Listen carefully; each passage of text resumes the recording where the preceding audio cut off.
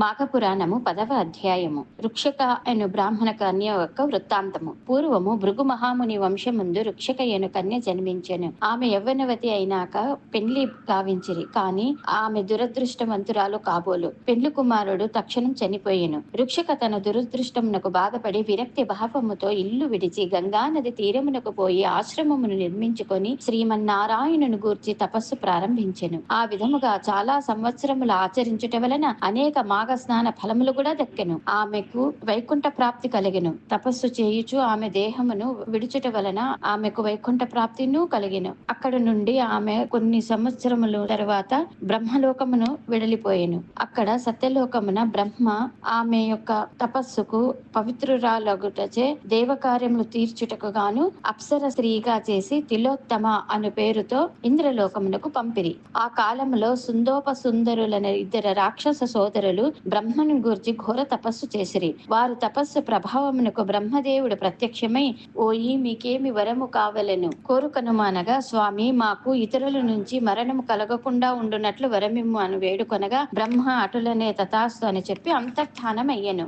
బ్రహ్మదేవుని వలన వరము పొందిన ఆ ఇద్దరు రాక్షసులు మహాగర్వము కలవారై దేవతలను హింసించుచు మహర్షుల తపస్సుకు యజ్ఞ యాగాది క్రతువులకు భంగము చేస్తూ ప్రజలను భయభ్రాంతులను చేస్తూ దేవలోకమునకు దండెత్తి దేవతలందరూ తరిమివేసిరి. ఇంద్రుడు మొదలగు దేవతలందరూ సత్యలోకమునకు వెళ్లి బ్రహ్మను వేడుకొనగా, మహానుభావ సుందోప సుందరులని రాక్షసులు మీరిచ్చిన వరముతో గర్వము కలవారై తపశ్శాలులను బంధించి దేవలోకమునకు వచ్చి మమ్మందరును తరిమిరి చెరసాలలో పెట్టి నానా భీభత్సము చేయుచున్నారు. కాన వారి మరణమునకు ఏదైనా ఉపాయము ఆలోచింపు అని ప్రార్థించిరి. బ్రహ్మ దీర్ఘముగా ఆలోచించి తిలోత్తమని పిలిచి, అమ్మాయి, ఈ సుందోప సుందరుల రాక్షసులను ఇతరులెవరి వల్లను మరణము కలగదని వరమి ఇచ్చి ఉన్నాను. కాన వారి వర గర్వము చే అల్ల కల్లోలము చేయుచున్నారు. కాన నీవు పోయి నీ చాకచక్యముతో వారికి మరణము కలుగునట్లు ప్రయత్నించుము అని చెప్పిరి. తిలోత్తమ బ్రహ్మదేవునికి నమస్కరించి సుందోప సుందరులు ఉన్న అరణ్యమునకు ప్రవేశించెను.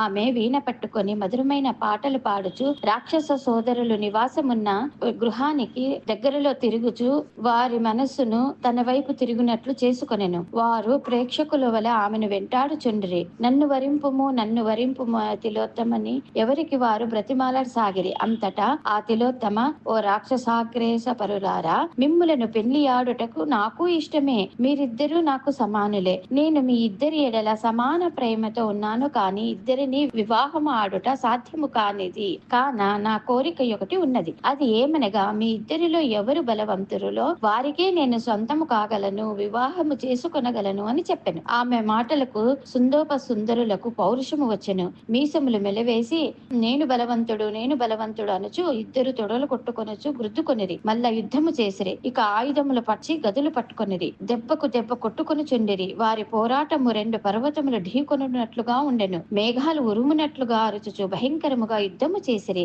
గదాయుద్ధము తర్వాత కత్తులు చూసిరి. ఆ కత్తి యుద్ధములో ఒకరి ఖడ్గము మరి ఒకరి తలకు తగిలినందున ఇంకొకరికి ఇద్దరి తలలు తెగి క్రింది పడినవి. ఇద్దరూ చనిపోయిరి. తిలోత్తమను దేవతలు దీవించిరి. ఆమె బ్రహ్మకడకు పోయి జరిగినదంతా తెలియచేయగా బ్రహ్మ సంతోషించి, తిలోత్తమ, నీవు మంచి కార్యమును చేసి తిని నీ వలన సుందోప సుందరులు మరణించిరి. నీక బలము వచ్చుటకు కారణము నీవు చేసియున్న మాఘమాస వ్రత ఫలమే. కాన నీవు దేవలోకమునకు వెళ్ళుము. దేవతలు నిన్ను గౌరవిస్తారు.